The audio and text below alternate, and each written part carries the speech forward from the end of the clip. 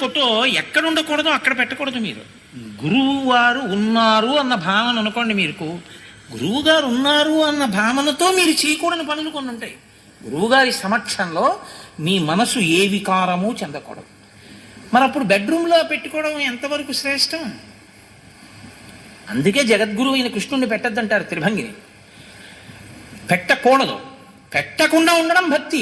ఇక్కడ ఎందుకు పెట్టలేదండి అని అడిగాను అనుకోండి, ఇక్కడ ఎలా పెడతానండి అన్నారు అనుకోండి, అది భక్తి కదండి. ఏ బాత్రూంలో అన్నం ఎందుకు తింటారు? మీరు కట్టుకున్నదేగా. బాత్రూంలో అన్నం ఎలా తింటానండి అంటున్నారు కదా. మరి గురువుగారి ఫోటో బెడ్రూమ్లో ఎలా పెట్టావు?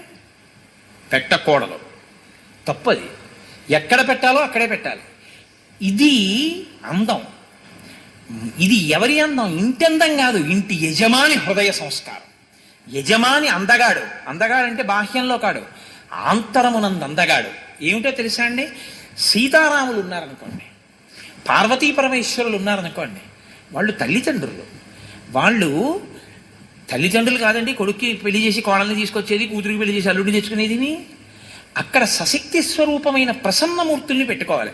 మేము ఆరాధిస్తామంటే భద్రకాళిని పెట్టకూడదు, అక్కడికి తీసుకెళ్ళి అది పూజా మందిరంలో పెట్టుకోవాలి. ఎందుకంటే అది స్వస్థతతో ఆచమనం చేసి ఉపాసన చేయవలసిన స్వరూపం. గురువుగారు గురువుగారే. గురువుగారి ఫోటో ఎక్కడ ఉండాలో అక్కడ ఉండాలి. అంతేగాని గురువుగారి ఫోటో పెట్టుకున్నాను భక్తి అని చెప్పి పట్టుకెళ్ళి బాత్రూంలో కూడా ఎందుకు పెట్టుకో? అక్కడ కూడా పెట్టుకో. లెట్రిన్లో కూడా పెట్టి గురువుగారి ఫోటో మరి ఎందుకు పెట్టలేదు?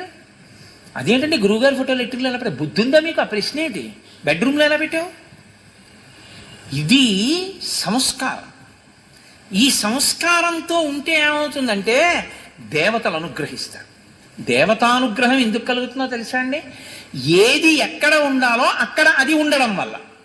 అది పొందాలి ప్రయోజనం.